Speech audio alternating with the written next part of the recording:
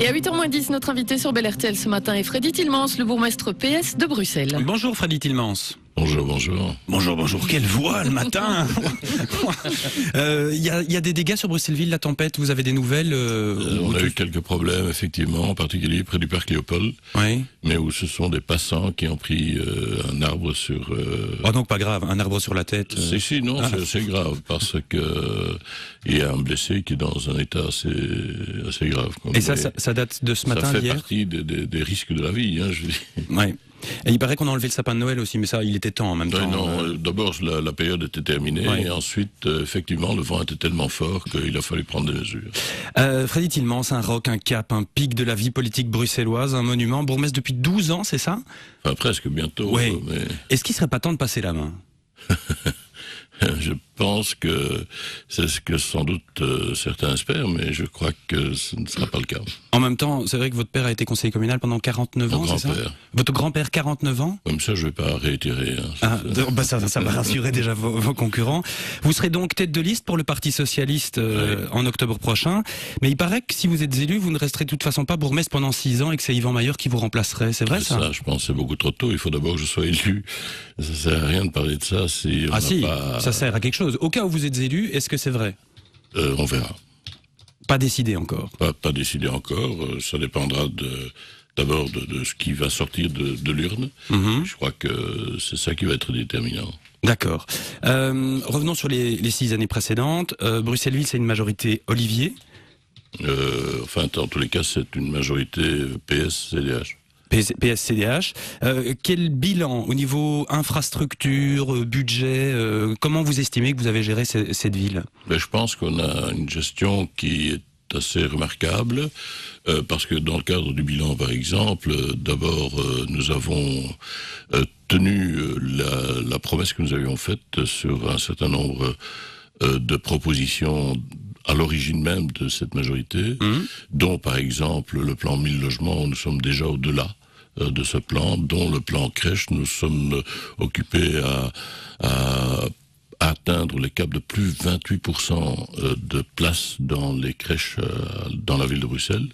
Donc c'est 300 places en plus, 4000 places en plus dans l'enseignement, que ce soit par de nouvelles classes ou par des classes rénovées.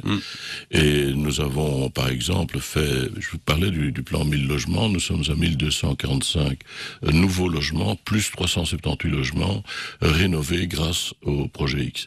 Et votre budget, il va comment? Parce que le budget, construire, lui, est à ça coûte cher. l'équilibre. Absolument, mais donc on a véritablement travaillé à ce que le budget soit le plus proche possible de la réalité, et les comptes de la ville, ce qui est la réalité, montrent qu'effectivement, nous n'avons jamais exagéré, qu'à chaque fois nous avons été très réalistes dans les projets que nous avions formulés dans le budget. L'opposition dit que c'est un budget équilibré, certes, mais que c'est le citoyen qui le paye, cet équilibre. Mais je pense que d'abord, l'équilibre est toujours payé par le citoyen, puisque le financement des villes est essentiellement basé sur l'impôt. Je rappelle simplement que nous sommes au taux à l'IPP, à l'impôt des personnes physiques, un des taux les plus bas de la région de Bruxelles, 6%.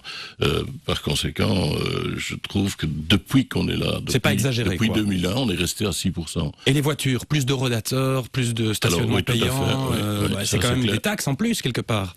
Sans doute, mais ça n'est pas toujours l'habitant, c'est souvent le citoyen, certes, mais le citoyen extérieur. Et je trouve qu'il y a dans le cadre des politiques qui sont menées, en particulier grâce aux cartes de riverains, des possibilités qui sont données aux habitants qui sont particulières, qui sont intéressantes pour lui. Ouais. Et donc, je ne vois pas pourquoi ceux qui viennent de l'extérieur ne paieraient pas l'usage qu'ils font de l'espace public de la ville de Bruxelles. Il reste moins d'un an avant les élections. Quels sont les derniers grands chantiers qui vont être clôturés ou qui vont être entamés avant les élections d'octobre?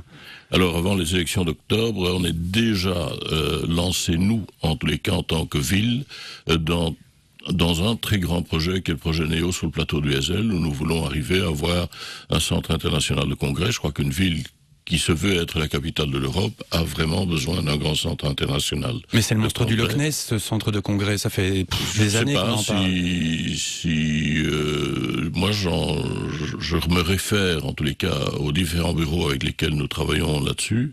C'est pas du tout un monstre du Loch Ness, c'est au contraire quelque chose de tout à fait réalisable et qui devrait déboucher sur, par ailleurs, 750 logements de plus, donc en plus de tous les logements que j'ai cités jusqu'ici, et les projections générales qui sont faites sur 3000 emplois. Moi, je trouve que ça vaut la peine dans les conditions actuelles. Revenons aux élections, donc octobre prochain. Est-ce que vous avez des surprises à nous annoncer ce matin pour la liste socialiste? On a dit que vous seriez tête de liste, mais qui d'autre, à quelle place? Des transfuges? Racontez-nous tout.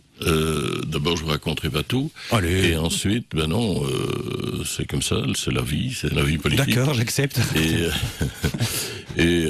Donc la liste doit encore être faite. On sait évidemment en gros qu'un certain nombre de personnes qui n'ont véritablement pas démérité seront évidemment avec nous sur la liste. C'est une évidence. À quoi on réfléchit, c'est peut-être une plus grande ouverture vers l'Europe, vers les Européens, et avoir peut-être plus de représentants européens avec nous. Mais la liste sera socialiste, elle sera fondamentalement une liste telle que nous l'aimons, à savoir des gens volontaires, des gens décidés, des gens de très grande qualité. D'ailleurs, c'est l'un des conseils municipaux. On a le plus de représentants tant au Parlement que dans les divers ministères, dans les diverses fonctions ministérielles. Et c'est assez fabuleux que la capitale puisse se permettre ça. Il a été question du transfert de Karine Lallieu vers la commune des Verts. C'est réglé. Oui, mais justement, est-ce que c'est quoi? C'était un ordre du boulevard de l'Empereur qu'elle n'a pas voulu respecter parce qu'elle aime sa ville? Ou ça a été une intox? C'était quoi l'origine de cette info? Moi, je pense surtout que ça a été la recherche à un moment donné du remplacement de certaines personnes qui quittaient la politique dans le cadre local. Et qu'elle était une figure qui ayant marqué sur la ville de Bruxelles une qualité très grande dans sa fonction d'échevine, avait été pressentie pour peut-être prendre... Aller donner un coup de main ailleurs.